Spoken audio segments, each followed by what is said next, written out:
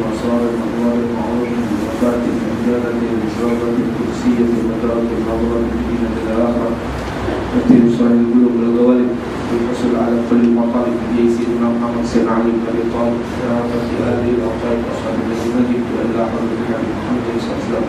الفاتحة.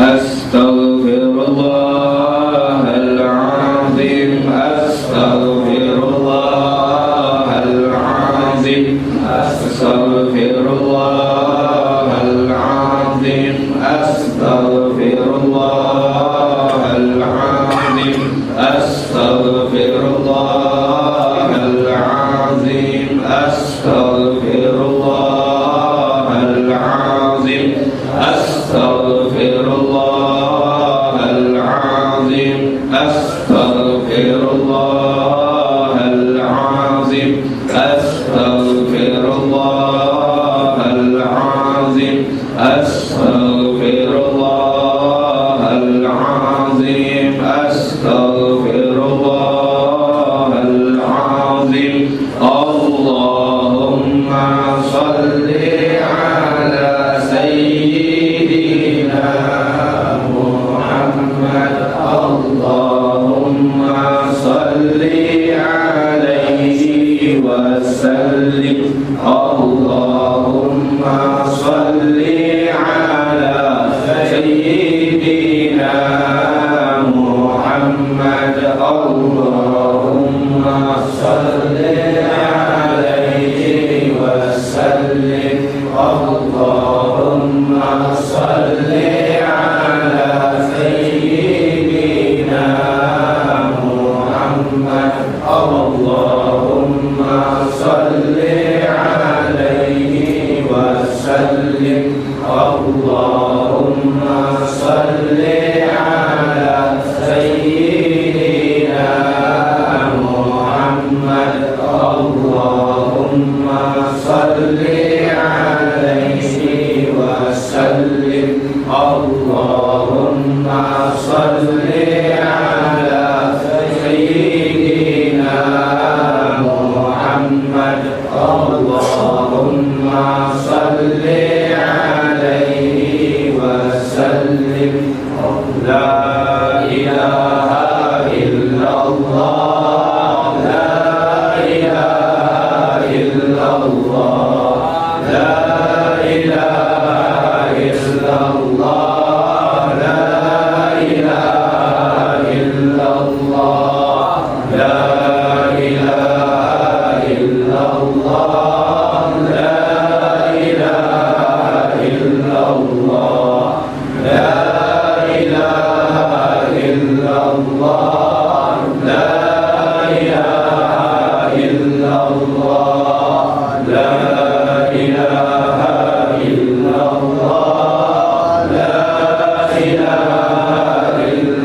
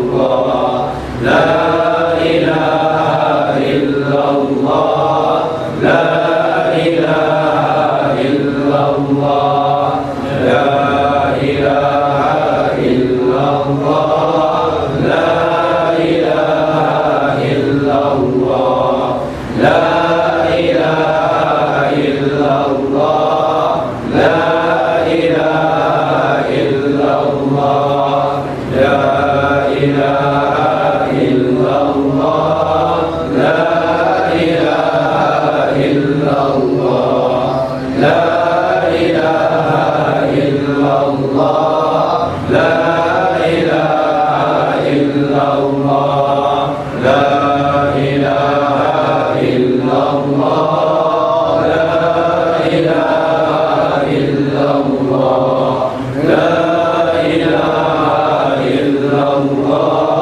la ilaha illallah, la ilaha illallah, Muhammadur Rasulullah, fi kulli lamhatin wa nafasin adada ma wasi'ahu ilmullah, la ilaha illallah, Muhammadur Rasulullah, fi kulli lamhatin wa nafasin adada ma wasi'ahu ilmullah, la ilaha illallah, Muhammadur Rasulullah, fi kulli lamhatin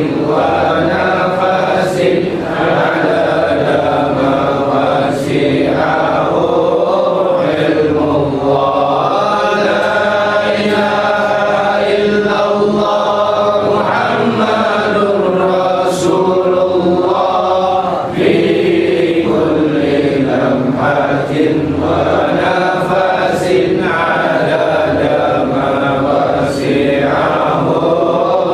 ilmullah, la ilaha illallah, Allahu akbar, la ilaha illallah, Allahu akbar, la ilaha illallah, Allahu akbar, la haula wa la quwwata illa billahil aliyyil azim, fi kulli lahzatin abada adada khalqihi wa rida nafsihi wa zinata 'arshihi wa midada kalimatihi.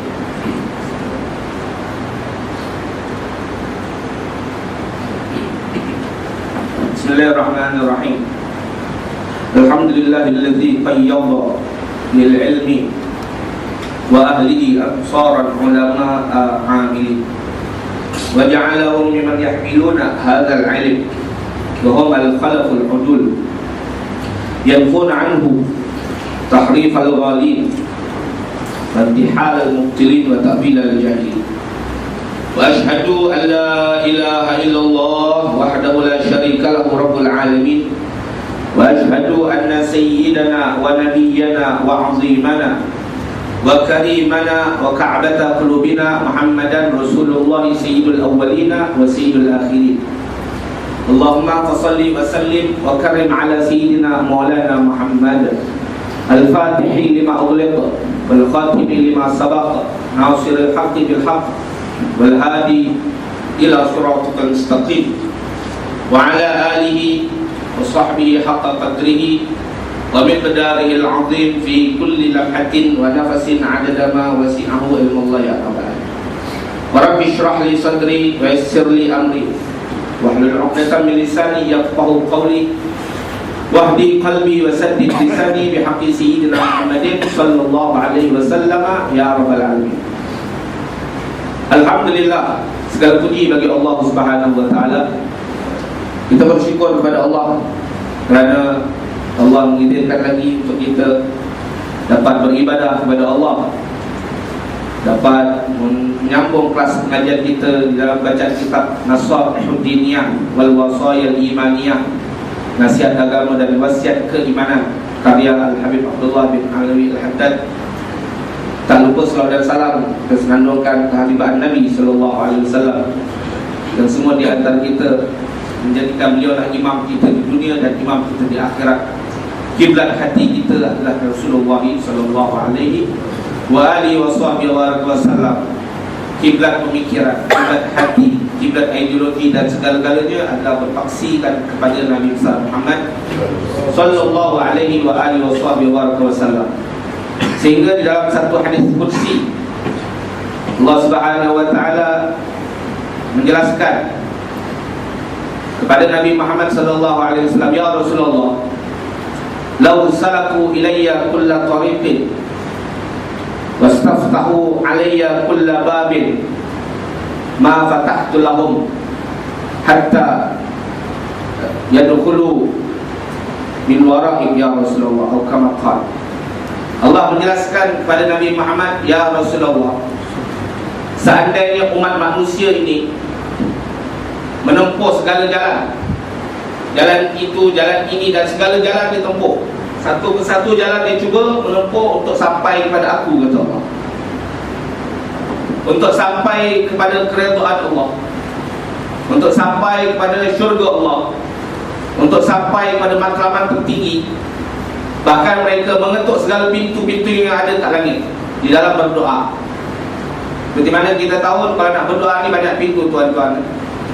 Ada pintu nama dia pintu Al-Quran, ada pintu nama dia pintu amalan soleh, ada pintu dengan solat 2 rakaat, ada pintu dengan kita berjihad kepada Allah di dalam jalan Allah, ada pintu kita berkorban segala apa yang ada dalam jiwa kita untuk Allah, ada pintu namanya pintu tawasul, ada pintu namanya pintu sedekah. Sebab kalau kita ada hajat, Nabi SAW menganjurkan kita dengan banyak-banyak bersedekah. Dengan bersedekah dia adalah salah satu pintu untuk doa kita dijawab oleh Allah Subhanahu wa taala. Ada juga pintu nak berdoa, kita kena pergi ke Mekah, pergi ke Masjidil Haram, berdoa dalam Masjidil Haram, berdoa di bawah mizab pancung emas tu, atau kita berdoa dengan menempelkan pipi kita dekat multazam. Sebab dikatakan kalau kita nak doa mustajab, salah satunya kita pergi ke multazam. Multazam tu tuan-tuan adalah pintu Kaabah tu. Kita letakkan tangan kita, lekapkan ke dinding Kaabah tu, pipi kita letakkan di multazam. Berdoa, biasanya doa didengar oleh Allah Subhanahu wa taala. Antaranya kita berdoa di Telaga Zamzam, juga kita berdoa di pusara suci Nabi Muhammad sallallahu alaihi wasallam. Ada juga pintu-pintu doa melalui tahajud. Ini semua adalah pintu-pintu yang Allah buat di permukaan langit. Kita boleh menuju ke Allah melalui pintu mana sahaja, melalui tarekat mana sahaja. Sehingga dikatakan adadut tara'iq ka'anfasil khalaiq. Jumlah jalan-jalan nak menuju ke Allah ni sejumlah nafas-nafas seluruh makhluk. Terlalu banyak. Kalau kita kata susah aku nak jumpa Allah ni, susah aku nak kenal Allah ni, susah aku nak dapat redha Allah ni, ini ucapan salah. Sebab Allah dah mempersiapkan banyak sangat pintu-pintu kat langit. Seluas langit yang ada di atas sana, seluas itulah pintu-pintu untuk menuju kepada Allah Subhanahu wa ta'ala. Tetapi kesemua pintu itu, kata Allah, dan kesemua jalan yang mereka tempuh untuk bertemu dengan Allah, untuk meraih keredaan Allah, Allah tidak akan bukakan pintu itu. Allah tidak akan terima segala-galanya itu. Sedekah kita Allah tak terima, Quran kita Allah tak terima, amalan kita Allah tak terima, melainkan kata Allah hatta ya'tu khalfaka ya Rasulullah, sehingga mereka semua itu berada di belakang engkau wahai Nabi Muhammad sallallahu alaihi wasallam. Selagi mana kita tak jadikan Nabi sebagai idola kita, tak jadikan Nabi sebagai panduan kita, sebagai imam kita, kiblat kita, Kaabah hati kita, di dalam pemikiran kita, di dalam ideologi kita, di dalam kehidupan kita, di dalam budaya kita, segala-galanya, kita tak jadikan Nabi sebagai kiblatnya, maka Allah tak akan terima semua pintu-pintu yang kita ketuk itu. Doa kita tak akan didengar oleh Allah Subhanahu wa ta'ala. Hati-hati kita yang kotor, hati-hati kita yang berpenyakit, yang diingatkan oleh Al-Habib Abdullah bin Alami Al-Haddad di dalam kitab yang kita bacakan pada pengajian yang lalu, yang mana baginda Imam Al-Haddad menjelaskan, hendaklah kalian menjadikan urusan hati, tumpuan hati anda di dalam mengislah, memperbaiki hati-hati yang kotor itu. Karena Allah tidak melihat kepada bentuk tubuh badan dan amalan perbuatan kita, tapi Allah melihat kepada hati dan niat-niat kita. Pun Allah tak akan sembuhkan hati kita kalau kita tidak mengikut Nabi Muhammad sallallahu alaihi wasallam.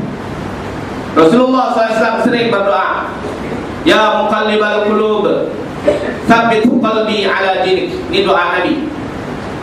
Biasanya kita disuruh bacanya bila ni? Waktu tahiyat akhir sebelum bagi salam. Setelah innaka hamidum majid.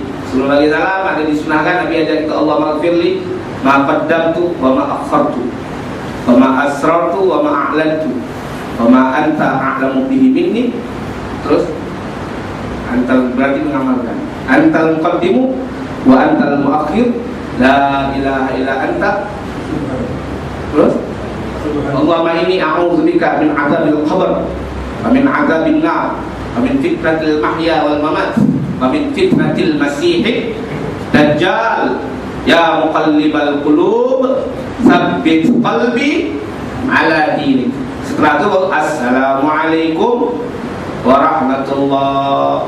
Saya rasa ramai tak beramal dengan doa. Betul.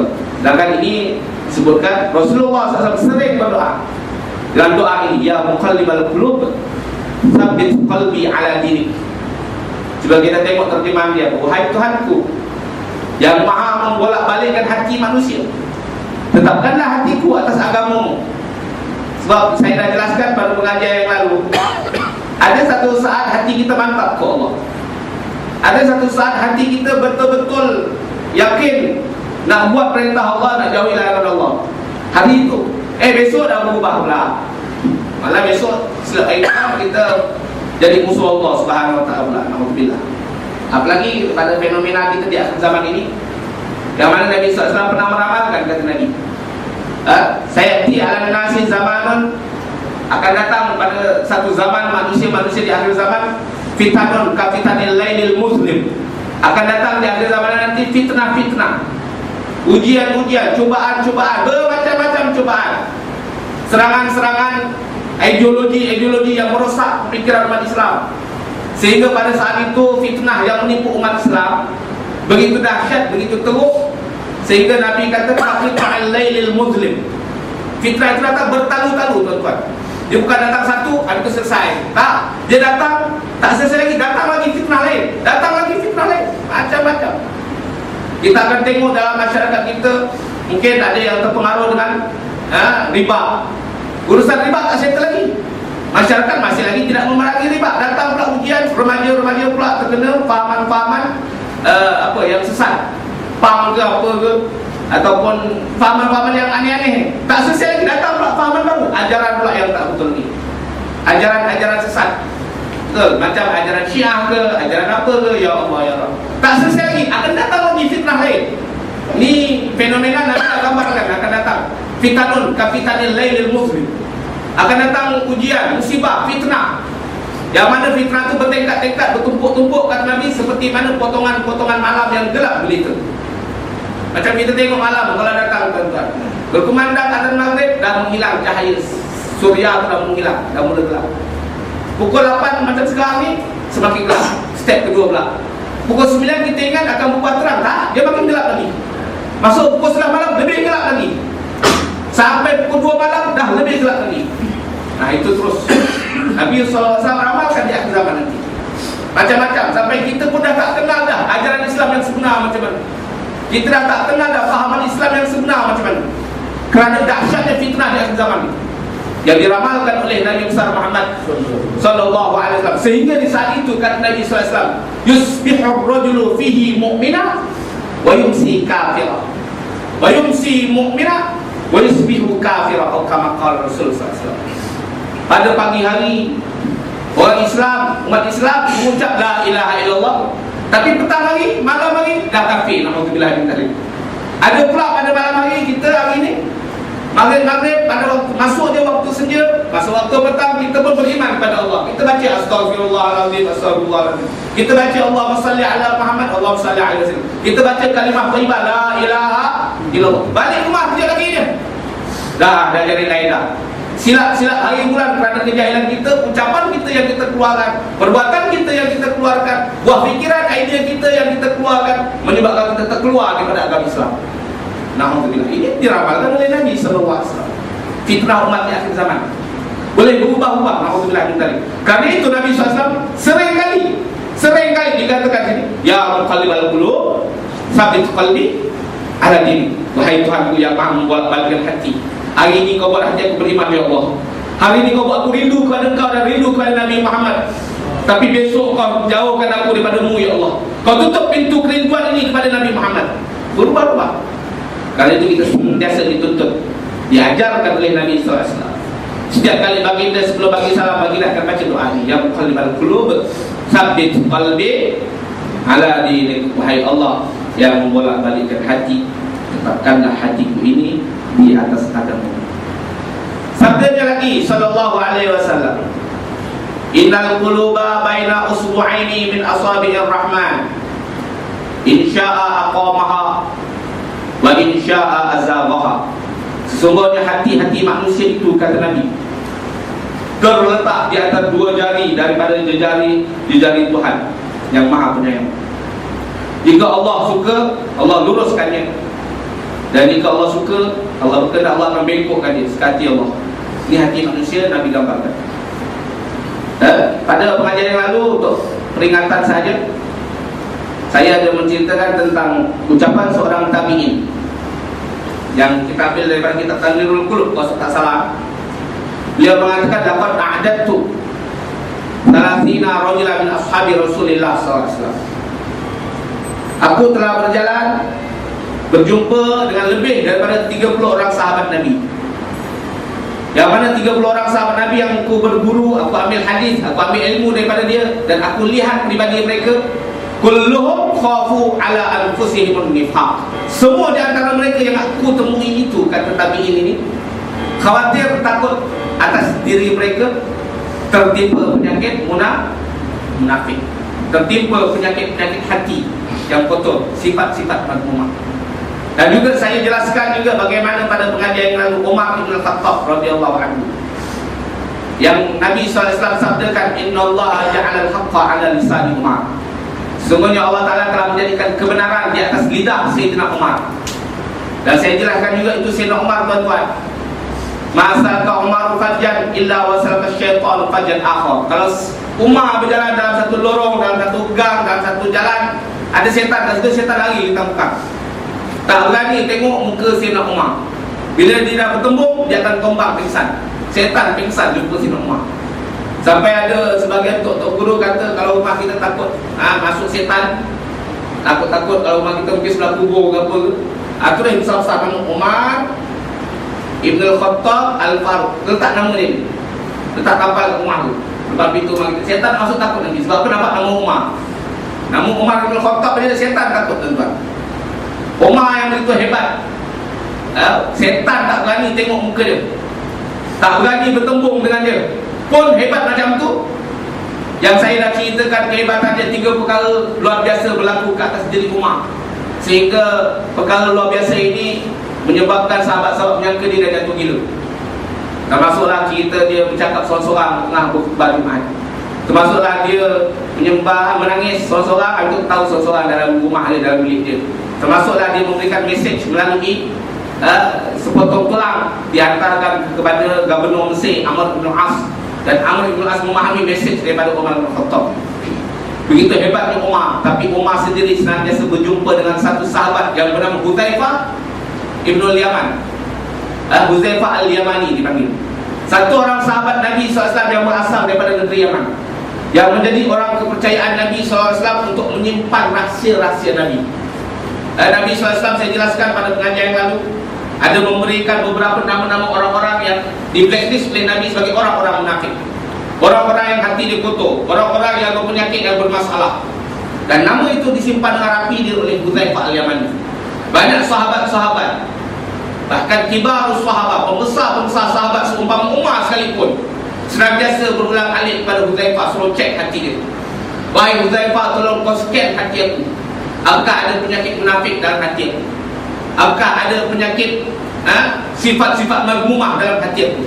Senantiasa dia suruh cek. Huzaifah ni, kita ambil satu cerita tuan-tuan. Huzaifah al-Yamani dikatakan pada perang Khandaq. Perang Khandaq atau perang Ahzab yang mana berlaku pada bulan Syawal. Sebab peperangan Khandaq, peperangan Ahzab itu nama yang sama, peperangan yang luar biasa. Allah turunkan satu surah khusus nama Suratul Ahzab, nak menceritakan tentang pentingnya peperangan Ahzab. Sampai peperangan Ahzab tu kita rakam, Allah suruh rakam. Setiap tahun sekurang-kurang 2 kali kita mesti baca. Mesti ingat waktu bila? Waktu takbiran tuan-tuan. Allahu Akbar, Allahu Akbar. Nanti ada Allahu Akbar kabira walhamdulillahi katsira subhanallahi bukratan wa asila la ilaha illallah wa la na'budu illa iyyahu mukhlishina lahuddin walau karihal kafirun la ilaha illallah wahdah. Tiada Tuhan melainkan Allah. Hanya Allah seorang Tuhan. Hanya Allah sahaja yang Tuhan. Sadaqa wa'adah. Allah telah membenarkan janjinya. Allah telah berikan janji kepada Nabi Muhammad akan menolong Nabi Muhammad dan orang-orang yang berjalan di atas rel Nabi Muhammad. Allah benarkan janji itu. Sadaqa wa'adah wa nasara 'abdah. Dan Allah telah menolong hamba di Nabi Muhammad. Waktu bila? Salah satunya pada peperangan Ahzab, pada peperangan Khandaq. Wa hazamal ahzab. Dan Allah telah menghancurkan Ahzab wahdah, sendiri. Allah tak pakai siapa pun. Allah tak pakai asbab, Allah tak pakai perantara, Allah tak pakai senjata-senjata canggih untuk menghancurkan Ahzab, tentera-tentera kafir yang bersekutu, mencecah 10,000 orang. Seperti mana kita tahu pada saat itu Nabi SAW di kota Madinah, setelah duduk beberapa tahun di kota Madinah, Nabi SAW telah mengikat perjanjian dengan bangsa Yahudi. Ada 3 bangsa besar Yahudi yang tinggal kat negeri Madinah. Antaranya Bani Nadir, antaranya Bani Quraidah, antaranya Ghatfan atau apa tu, saya tak pernah hafal sangat. Tapi 3 puak Yahudi, kelompok besar Yahudi buat akur janji dengan Nabi SAW untuk mempertahankan Nabi dalam negeri Madinah. Tak boleh menolong tentera-tentera kafir untuk mengalahkan Nabi Muhammad SAW. Akhirnya dalam masa beberapa tahun, satu-satu puak itu telah melanggar janji, seperti Bani Nadir dan lain-lain. Sebab Bani Nadir ni Bani Qainuqa. Ada 3, Bani Qainuqa, Bani Nadir dan Bani Quraidah. Ini orang-orang Yahudi tuan-tuan yang tinggal kat negeri Madinah. Yahudi memang Masya Allah. Tak wajar kalau kita ni malas nak berdoa. Kita wajib doa Allah jahanamkan Yahudi tuan-tuan. Apalagi sekarang berita yang kita dengar setiap hari, ya Allah, macam mana dia hantam, dia hancurkan orang-orang saudara kita kat Palestin. Alhamdulillah. Dia tak makan dia, dah dapat tanah dijajah Palestin, nak lagi tanah sekarang kera tu pun dia nak lagi. Dia nak jajah lagi tentera, nak jajah lagi orang-orang kita, saudara kita Muslim yang tak bersenjata. Kalau dia hentam tentera-tentera, tak apa, dia hentam anak-anak kecil, ya Allah, ya Allah. Tak wajar kalau kita duduk diam aja. Dah duit kita tak hantar mana tuan-tuan, bantuan kita tak hantar, doa pun kita malas. Alhamdulillah. Sebab kita kena doa, ya hazimal ahzab, arsil alaihim kalban min kilabik. Ya Allah, kau hantarkan anjing-anjingmu, ya Allah, untuk jahanam kaum Yahudi ke sana. Kita kena baca. Sebab kita tengok sekarang banyak orang buat doa untuk kunut nazilah. Kita kena buat. Kalau perlu jangan tunggu sembahyang Jumaat aja. Solat 5 waktu pun ulama-ulama kata kita disunahkan baca. Sebab Nabi SAW pernah diriwayatkan, apabila ada satu musibah menimpa kaum muslimin, Nabi SAW bukan hanya baca kunut nazilah pada sembahyang Jumaat, tak. 5 solat Nabi SAW baca kunut nazilah. Bahkan bukan hanya solat 5 waktu, sembahyang sunnah yang disunnahkan berjemaah pun Nabi baca, membaca doa kunut. Kalau saya dekat Hadramaut waktu belajar sana, tok-tok guru kita setiap hari solat 5 waktu baca doa kunut. Mohon sama Allah SWT agar Allah hancurkan orang-orang Yahudi, hancurkan musuh-musuh Islam. Ya Allah, kau hancurkanlah setiap orang yang mana di dalam kehancuran itu ada kebaikan untuk bangsa. Ya Allah, kau bagilah kebaikan untuk kami, dan bagilah kebaikan setiap orang yang mana di dalam kekalnya dia di dunia ini ada kebaikan untuk Islam. Ini doa yang perlu dibaca. Yang kita mungkin kadang-kadang malas, Jumaat sekali pun belum tentu orang kita baca. Orang Yahudi Masya Allah, Alhamdulillah. Jadi kembali kepada cerita tadi, Bani Qainuqa ni dia terkenal di dalam celup emas, buat perhiasan-perhiasan untuk kaum wanita ni. Dia terkenal Bani Qainuqa, orang Yahudi. Dia menguasai perniagaan perhiasan wanita di negeri Madinah. Sampai sekarang orang Yahudi ni berniaga hebat tuan. Dekat Amerika tu ada 100 ekor orang Yahudi lebih kurang. Kalau dikatakan maksudnya ekonomi Amerika tu 100 ekor Yahudi dia pegang, dia kontrol ekonomi Amerika. Bahkan dia yang punya kuasa nak tentukan siapa presiden Amerika, siapa yang layak menurut mereka. Dengan kuasa duit dia, dengan kuasa pengaruh dia. Yahudi 100 ekor kat mana? Kat Amerika tu. Tak tahu tu Freemason ke apa ke, Illuminati ke apa. Jadi tuan-tuan, Bani Qainuqa ni, satu hari ada satu orang wanita muslimah daripada Madinah datang ke perkampungan Bani Qainuqa, ke kedai-kedai emas nak beli perhiasan, nak beli gelang emas ke apa. Dalam perjalanan, tengah-tengah perjalanan kat pasar tu, ada satu orang lelaki Yahudi sengaja pijak kain atau jubahnya wanita muslimah yang tengah berjalan. Dipijak. Jubah wanita kan apa-apa, bukan macam jubah anak-anak kita ni. Jubah ni paras mana ni? Paras lutut, kalau atas peha anak-anak kita punya jubah. Sepatutnya jubah ni sapu bumi tak apa. Sebab perempuan itu sifatnya semakin tertutup semakin bagus. Semakin tertutup semakin bagus. Kalau jubah dia sampai sapu bumi, biarkan tak apa, itu yang terbagus. Tapi sayangnya pada waktu perkahwinan dia anak kita, jubahnya sapu bumi. Hari-hari tak sapu bumi, betul. Dipijak dia jubah tu.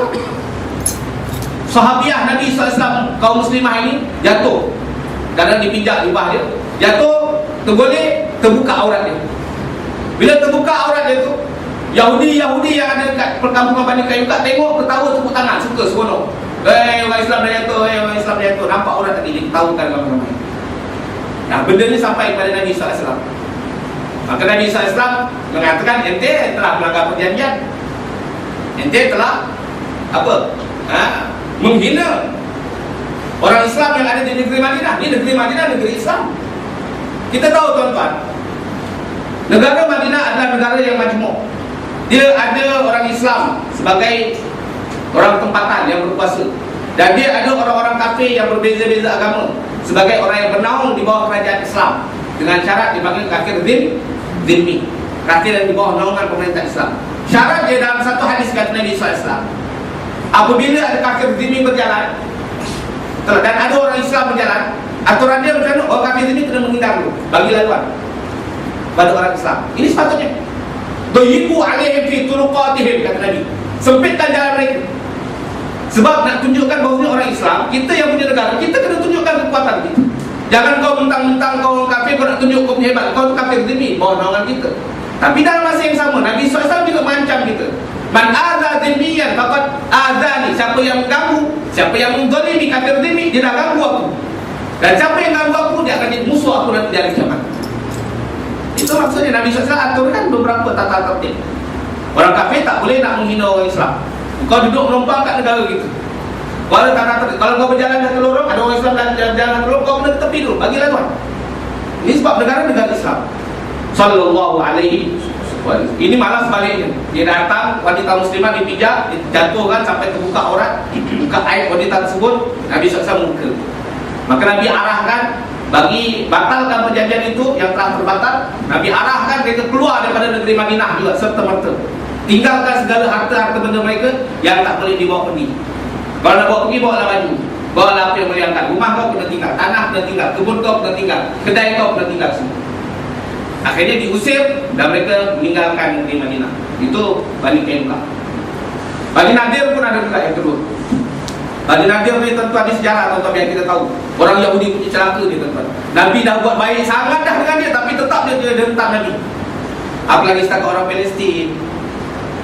Nabi SAW yang begitu sempurna punya manusia, yang jaga betul kepentingan orang-orang Yahudi, yang raih orang Yahudi pun, mereka boleh khianat kepada Nabi. Ini kan pula kita yang bukan Nabi SAW, yang bukan macam Nabi akhlak kita. Lagi dia kerjakan kita cukup-cukup. Kerana itu Allah jelaskan dalam Al-Quran, walan tarda ankal yahudu walan nasara hatta tattabi'a millatahum. Tak akan pernah, kata Nabi. Lan ini kalimat walan tarda. Lan itu tuan-tuan, kalau kita buka dalam tafsir, dikatakan lan nafiyatun litabid. Apa makna nafiyatun litabid? Menafikan sesuatu perkara untuk selama-lamanya. Sampai bila pun, sampai bila-bila pun, kata Allah, tak akan pernah orang Yahudi dan Nasrani meredoi engkau, wahai Nabi Muhammad, meredoi umat Islam, sehingga mereka ikut agama, hingga engkau ikut agama mereka. Walam tarda ankal yahud wal nasara, hatta sehinggalah tattabi'a engkau mengikut millatahum agama mereka. Itu pun kalau kita ikut agama mereka, mereka tak bagi kita setara dengan mereka, tuan-tuan. Dalam agama Yahudi ni, kalau tuan-tuan ikut agama dia, contoh saya nak jadi orang Yahudi, saya nak jadi penganut Yahudi, boleh jadi penganut Yahudi, tapi kasta bawah ni dia ada tingkatan yang tertinggi dalam Freemason tu. Nak jadi pemimpin dia, syarat dia mesti orang Yahudi. Kalau bukan orang Yahudi tak layak. Boleh ikut agama dia, tapi kelas-kelas bawah, kasta rendah. Buktinya apa lagi kita tengok, Nabi Muhammad semulia-mulia makhluk hanya bukan kerana daripada Bani Israel, hanya bukan kerana orang Yahudi. Walaupun itu Nabi betul, walaupun itu Nabi membawa sinar cahaya yang terang menerangi alam, dia tak terima pun. Sebab kenapa? Bukan orang Yahudi. Dia punya kebangsaan tu terlalu kuat, tuan-tuan. Asabiah bangsa dia terlalu kuat. Dia punya keyahudian tu dilebihkan. Akhirnya dia tak terima Nabi Muhammad SAW. Dan dia tidak akan merentui kita, sehinggalah kita mengikut ajaran mereka, mengikut sepak terjang mereka, mengikut budaya mereka. Karena itu Nabi SAW pernah menjelaskan dalam sebuah hadis, la tattabi'unna sanana man kana qablakum, shibran bi shibrin wa dhira'an bi dhira'in. Kalian nanti di akhir zaman, kata Nabi Muhammad SAW, akan mengikut, akan meniru sejengkal demi sejengkal, sehasta demi sehasta daripada perangai, budaya, seni, pemikiran, ideologi dan agama orang-orang yang sebelum kalian. Hatta idza dakhalu juhra dhabbin la dakhaltumuh. Sampai-sampai kata Nabi SAW, kalau puak-puak itu masuk dalam lubang biawak, ente semua pun akan ikut masuk ke lubang biawak. Betul? Kalau kita tengoklah dalam cerita tu, satu cerita dan cerita hantu ke apa tu, yang tangkap buaya tu, dah mati dah orang Australia tu, dia makan terbang buaya. Betul? Dia masuk dalam lubang-lubang buaya, masuk dalam lubang-lubang ni, konon-konon dia nak tangkap buaya, nak tunjukkan dia terror. Orang Melayu ada ikut juga. Mungkin tak lama lagi akan muncul siaran dalam TV, orang Melayu pun nak tiru ke hantu versi Malaysia ni. Betul? Ada yang orang buat macam wipeout. Betul, biasanya tu cerita-cerita wipeout yang lompat-lompat tu, macam dia bodoh tu nak kena tumbuk pakai mesin-mesin dia. Melayu pun dah buat dah. Dah tiru dah. Segala apa yang Yahudi buat, segala apa yang orang Nasrani buat, kita akan tiru. Nabi dah dapat dah. Sampai makanan kegemaran kita, ayam goreng yang paling terkenal, yang paling best, yang paling suka, jangan kata contoh, saya pun paling suka ayam goreng yang paling best, ayam goreng McD punya. Melayu punya style kita tak boleh masuk punya. Tetap juga masalah Yahudi itu yang kita suka. Ya Allah, Nabi ramal, sejengkal demi sejengkal kau akan ikut dia. Dah sejengkal, sehasta demi sehasta, sampai satu tahap mereka masuk lubang biawak, lubang buaya, kau pun akan masuk sekali. Sahabat tanya, siapa golongan itu yang akan diikuti ya Rasulullah? Nabi sebut, para sahabat tanya, apakah Yahudi dan Nasrani? Kata Nabi, sama. Siapa lagi kalau bukan Yahudi? Siapa lagi kalau bukan Nasrani yang akan kalian semua ramai-ramai akan ikut daya mereka? Alhamdulillah. Celaka punya Yahudi. Alhamdulillah. Hari ini kita tak baca kitab. Hari ini kita memang nak hantam, nak mencelakakan Yahudi dan ini. Betul juga, betul. Okay, terus. Semoga Allah melaknati orang Yahudi, Allah hancurkan orang-orang Yahudi, laknatullahi alaihim. Jadi Bani Nadir pula. Tadi Bani Qainuqa, ini Bani Nadir. Puak yang kedua yang ada di Madinah, yang melanggar perjanjian dengan Nabi SAW. Satu hari ada kejadian, ada satu kes di mahkamah. Satu orang telah melakukan satu jenayah, akhirnya terpaksa membayar denda diat. Diat tu kena bayar 100 ekor unta. Maka saya pernah jelaskan dulu, kalau kita tumbuh orang atas satu sebiji, sebatang gigi, tuan-tuan kena ganti apa? 5 ekor unta. Satu ruas patah, 5 ekor unta. Kalau sampai mati, sampai kita hantar ke tiang 2, maka 100 ekor unta kena ganti. Kalau memang membunuhnya tanpa sengaja dan ada syarat-syarat tertentu, kita kena bayar diat, bayar denda. Itu dalam undang-undang Islam yang sebenarnya. Jadi di mahkamah ada hamba Allah ni, dia nak membayar diat kepada orang yang telah dia lakukan kesalahan. Ternyata stok unta kat negeri Madinah kurang, stok dia tak banyak. Maka akhirnya Nabi SAW pun nak tolong hamba Allah ni untuk membayar denda dia. Nabi SAW keliling di negeri Madinah, di kampung-kampung, tanya orang-orang Badui ada tak unta, tak ada, semua stok tak cukup. Akhirnya Nabi terpaksa masuk ke mana? Ke perkampungan Bani Nadir. Masuk perkampungan Bani Nadir, orang-orang Yahudi yang suka membela. Peternakan dia cover lah. Tadi perniagaan emas dia yang cover. Ini sekarang peternakan sayur-sayuran semua dia yang cover. Akhirnya Nabi masuk ke situ nak beli beberapa ekor unta untuk diserahkan kepada orang yang memerlukan. Nabi ternyata pula seorang-seorang datang. Pemimpin tertinggi negara datang seorang-seorang, dia dapat escort dan apa semua. Tanpa ada yang melindungi dia. Bayangkan tuan-tuan. Kalau zaman sekarang ada pemimpin macam tu, kejap kena bom. Betul. Kejap dia kena tembak. Betul. Saya ingat dulu ada satu cerita ni, sekarang cerita je. Presiden Indonesia dulu Kiai Haji Abdul Rahman Wahid, Allahyarham, meninggal dunia dah. Gus Dur pernah satu hari dia dengan naik presiden dia, timbalan presiden dia Megawati. Cerita saja sekarang cerita. Jadi Gus Dur ni dia cakap dengan orang-orang dia, saya nak keluar dengan Bu Mega, saya nak berbincang-bincang masalah negara di restoran sekian, tapi dengan satu syarat. Saya nak naik kereta peribadi saya, kereta biasa saya punya sendiri, bukan kereta negara, dan saya tak nak ada escort. Saya nak jalan dia berdua dengan Bu Mega, dengan driver, cukup 3 orang kat restoran ini. Dia punya orang kuat-kuat kata, ya Allah, ya Allah, ini perintah presiden. Presiden kata jangan ada escort, jangan ada yang jaga. Naik kereta pula, satu kereta dengan timbalan presiden. Lah kalau satu kereta tu kena bom, tak hancur Indonesia tuan-tuan. Pemimpin nombor 1, pemimpin nombor 2 kena bom kereta, tak jahanam tu. Tapi itu kata betul, saya nak macam tu, nanti jangan hantar escort. Akhirnya orang-orang ni pun terpaksa kuat. Tapi dalam masa yang sama, tetap dipasang duit escort. 1 kilo sebelum kereta Gus Dur, dah ada depan polis, askar semua. 1 kilo kat tepi, kat kanan, 1 kilo kat belakang. Sehingga Gus Dur menyangka tak ada escort. Itu dia nak macam tu. Dia nak merasa macam mana suasana Nabi SAW selaku pemimpin tertinggi negara berjalan tanpa escort. Dah dia rasa dekat orang tu. Jadi falhasil Nabi SAW datang ke perkampungan Bani Nadir untuk membeli beberapa ekor unta. Nabi SAW datang seorang-seorang. Puak-puak Bani Nadir kata, ini can yang kita tunggu selama ni. Selama ni kalau kita nak jumpa Nabi SAW susah. Di sekelilingnya senantiasa ada Abu Bakar, senantiasa ada Umar yang gagah perkasa, senantiasa ada yang namanya Ali, singa Allah, singa timur dan singa barat dunia. Ali Laiti bin Ghalib, Imam al-Masyariq wal Magharib, Ali ibni Abi Talib, Imam Masyriq dan Imam Maghrib. Lais macan singa Bani Ghalib, Ali bin Abi Talib, senantiasa ada. Tak ada cak itu. Seperti mana mungkin dulu saya pernah cerita, Nabi SAW waktu itu masih di Mekah, belum hijrah. Nabi SAW sedang tawaf. Nabi SAW sedang tawaf. Tiba-tiba ada satu orang yang gagah perkasa, yang besi, Amr al-Amiri atau siapa nama dia. Dia boleh bengkokkan besi dengan tangan dia. Dia ikut Nabi SAW daripada belakang. Dia ikut Nabi SAW daripada belakang. Maksudnya apa dia? Dia nak belitkan besi kat leher Nabi. Akhirnya diperhatikan oleh Ali bin Abi. Ali bin Abi tu kata, ada orang dia tak baik kat Nabi ni. Dia nak belit Nabi dengan besi. Bila Nabi tahu belakang dia, dia suruhkan besi. Nabi ke depan lagi, tahu lagi, dia keluarkan besi, standby. Akhirnya Ali dengan gerak pantas ambil besi, dia belitkan leher apa? Leher Amr al-Amiri. Amr al-Amiri dah keluar kabur. Rupanya senjata makan kuat. Ali pun gagah perkasa, luar biasa. Kita tahu bagaimana Ali dalam peperangan Khaybar hantam orang Yahudi juga.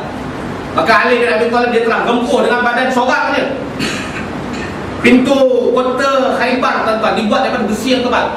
Kalau kata Tok Guru saya Habib Salim bin Abdullah Syatri, itu pintu kalau roboh 80 orang perkasa nak angkat belum tentu boleh angkat. Tapi Ali ambil campai besi tu, dia campur pintu, dia campak habis. Bayangkan Ali punya perkasa. Satu tangan je. Kalau dulu saya cerita Musa, Nabi Musa penutup perigi tu dia boleh angkat satu tangan je, sedangkan perlu diangkat 40 orang. Ini Ali bin Abi Thalib.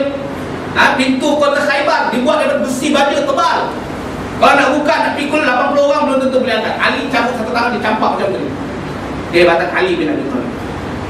Maka Ali bin Abi Thalib pun belitkan leher. Dekat mana tu? Amr al-Amiri. Amr al-Amiri cuma buka dah tak boleh. Biasa kita kalau bengkokkan besi senang. Nak buka balik tu lebih susah daripada bengkok. Cuba kalau tak percaya nanti. Balik rumah kan cuma cari besi, cuba bengkokkan. Bengkokkan senang, tegakkan balik cuba. Memang kalah. Setelah tu dia lari kepada orang-orang Quraisy, minta tolong Quraisy ramai-ramai tarik, tolong bukakan balik. Tak terbuka. So Ali simpul mati ni. Simpul mati. Gagah perkasa. Akhirnya dah susah dan 20 orang, 30 orang tolong nak tarik dalam besi tak terbuka. jumpa Abu Jahal, pemimpin kota Mekah saat itu. Kata Abu Jahal, senang je kalau ramai-ramai tak boleh buka, besi ni kan lembutnya dengan api. Kau bakar kan besi tu, bagi dia dah panas, nanti dia lembut boleh buka. Akhirnya Amr kata, kau ni apa punya bodoh punya orang ni, Abu Jahal ni. Kalau besi tu dipanaskan, bagaimana leher aku tak terbakar leher. Terserika leher dia, betul tuan-tuan. Semenjak itu bergelarlah Amr ibn Hisham sebagai Abu Jahal. Dalam pandai-pandai punya ada bodoh dia tuan-tuan. Betul. Itulah pemimpin kota Mekah daripada orang kafir Quraisy, laknatullahi alaihi. Jadi kembali, Rasulullah senantiasa didampingi oleh sahabat-sahabat setia yang gagah perkasa, melindungi Nabi SAW, dan mereka tak pernah meninggalkan Nabi kesepian. Kalau dalam peperangan, dalam khemah Nabi Muhammad, ada yang jaga, senantiasa. Dan itu adab kita kepada kita punya pemimpin kita. Kita kena jaga pemimpin kita. Kita kena perhatikan keselamatan dia. Sehinggalah satu saat turun ayat Al-Quran, wallahu ya'simuka minan nas. Ya ayyuhar rasul balligh ma unzila ilaika min rabbik fa in lam takun ballaghta faqad ballaghta risalata. Wallahu ya'simuka minan nas. Semenjak ayat itu turun, Nabi kata tak payah jaga aku lagi. Yang jaga aku Allah langsung. Maka semenjak itu Nabi tak pernah dijaga oleh para sahabat. Sebab yang jaga Nabi Muhammad langsung Allah. Bahkan Allah menyebutkan yahfazunahu min amrihi. Ada malaikat lahu mu'aqibatun min baini yadayhi wa min khalfihi yahfazunahu min amrihi. Nabi dipersiapkan oleh Allah mu'aqibat. Allah persiapkan untuk Rasulullah mu'aqibat. Apa itu mu'aqibat? Malaikat-malaikat yang gagah perkasa berada di depan Nabi, berada di belakang Nabi, di kanan Nabi dan di kiri Nabi, memelihara Nabi daripada segala manusia yang ingin berbuat kejahatan kepada Rasulullah sallallahu alaihi wasallam. Baginda datang seorang diri ke perkampungan Bani Nadir. Bila sampai, orang Yahudi kata, ini can yang kita tunggu ni. Siapkan parang, asap parang, ayo. Ada keris, keluarkan keris semua ramai-ramai. Yang ada tombak, yang ada panah, kalau ada pistol, keluarkan, siapkan semua sekarang ni. Asap cepat-cepat, asapkan 20 kemenjangan sekali. Nak bunuh Nabi Muhammad SAW. Maka Nabi SAW duduk di situ menunggukan hajat beliau SAW. Mereka sedang menyiapkan dia punya apa? Dia punya senjata-senjata. Rupanya daripada atas tu, bangunan atas tu, dekat atas dia orang dah siapkan batu besar. Tinggal balik ke atas kepala Nabi SAW. Tapi Nabi SAW sebenarnya Allah jelaskan, lahu mu'aqibatun min baini yadayhi wa min khalfihi. Dia memiliki malaikat mu'aqibat. Jibril serta-merta datang, ya Rasulullah, hati-hati Rasulullah, tengok ke atas tu ada apa tu? Tengok kat kiri, tengok kat kanan, tengok kat belakang. Dia orang semua sedang tunggu masa yang tepat nak terkam kau je Rasulullah. Balik cepat-cepat ke rumahmu. Nabi SAW pun berangkat kaki, bangun, batu pidato, selamat Rasulullah SAW. Balik ke perkampungan, ke rumah Nabi di Masjid Nabawi. Nabi arahkan para sahabat berkumpul semua. Berarti orang Yahudi telah memungkiri janji, mengingkari perjanjian. Madinah, Madinah yang mereka bersama-sama sayang bersama Nabi, mereka telah mungkiri, telah mereka khianati. Nabi perintahkan perangi mereka, halau mereka daripada bumi Madinah yang mulia ini. Tak layak mereka duduk bersama kita. Akhirnya diusir. Tinggal satu Bani lagi, Bani Quraidah. Bani Quraidah ni dia lebih lama sikit lah duduk bersama Nabi SAW kat Madinah. Tapi dia pun sebenarnya nak mengkhianati perjanjian, tapi belum ada can aja. Satu hari terjadilah peperangan Ahzab. Berkumpul orang-orang Arab Jahiliyah di Mekah, di mana-mana, di Taif dan di mana-mana, bani-bani yang lain semua, Bani Saqif pun ada, semua berkumpul sehingga berjumlah tentera 10,000. Ini dah 8,500 ni. Kita sambung minggu depan tahu pengajian yang akan datang insya-Allah. Saya singkatkan cerita dia dan insya-Allah kita akan sempurnakan pada pengajian yang akan datang tentang cerita bagaimana Nabi SAW memerangi Bani Quraidah, yang mana pada saat itu Bani Quraidah ini telah memungkiri janji. Mereka telah membuat perjanjian baru kepada kafir-kafir Quraisy, Mekah dan Al-Ahzab, tentera-tentera yang bersekutu yang nak menyerbu Nabi bersama para sahabat, tetapi mereka terhalang oleh parit yang begitu besar. Yang Nabi SAW bersama para sahabat menggalinya. Nabi menggalinya dalam keadaan musim dingin, musim sejuk melanda. Itali kita pergi umrah musim sejuk kan, acap masa sejuk, boleh tahan. Belum sampai ke puncak musim sejuk, baru permulaan musim sejuk. Saya kena wudu, ya Allah, macam nak demam masa. Padahal dah lilit-lilit kain ihram semua, tutup tinggal mata je, pun masih kesejukan. Baru permulaan musim sejuk. Nah, ini peperangan Ahzab, yang mana Nabi SAW bersama para sahabat menggali parit itu. Dikatakan parit itu kalau saya tak salah 40 zira' lebar 40 zirah dalam, kata Habib Salim Syakiri. Lebih kurang kalau 40 zirah tu 20 meter dalam, 20 meter jauh dia. Panjangnya berapa meter, berapa kilometer tu panjang, daripada ujung Madinah ke ujung Madinah. Sanggup tuan-tuan gali? Bilal ataupun Nadia atau siapa yang berkhidmat tentang gali kubur, cuba. Kubur tu berapa kaki dalam? 7 kaki, 2 meter. Lebar lah berapa dia? Itu pun penat dia setengah mampus tu. Nak gali dalam kubur. Kena pula daerah batu-batu yang tanah yang keras. Betul. Ini 20 meter panjang, 20 meter dalam. Panjangnya berapa kilometer tu? Ujung Madinah ke ujung Madinah, tuan-tuan. Nabi SAW memulakan sendiri menggali itu dalam keadaan musim sejuk yang begitu mencekam. Sampai itu lah, dalam keadaan serba kekurangan makanan pun tak ada. Kita tahu dalam cerita yang masyhur, Nabi kerana kelaparan, dah satu hari tak makan, terpaksa ambil satu butir batu besar, dilit letak kaki, tak perlu bagi dia ikat. Hari kedua pun makanan pun tak ada. Kerja penat daripada pagi sampai ke malam, gali parit yang besar. Lapar lagi, ambil lagi batu lagi. Sampai 3 hari betul-betul. 3 hari betul-betul buat kerja keras, tak ada makanan, musim sejuk yang mencekam. Nabi SAW beserta dengan para sahabat yang diperkirakan sejumlah 1,500 orang. Ini perang Ahzab. Dan Allah tolong. Allah sebutkan dalam takbir yang kita baca semua, wa hazabal ahzab wahdah. Dan nanti di situ di cerita ini saya nak cerita bagaimana Huzaifah Al-Yamani terbabit dalam kes ini, dalam peperangan Khandaq yang insya-Allah akan kita sempurnakan pada pengajian yang akan datang. Aku qouli hadza wa sallallahu alaihi wa lakum wa lisairil muslimin wal muslimat min kulli dhanbin fastaghfiruhu innahu huwal ghafurur rahim wal 'afwu minkum. Assalamualaikum warahmatullahi taala wabarakatuh.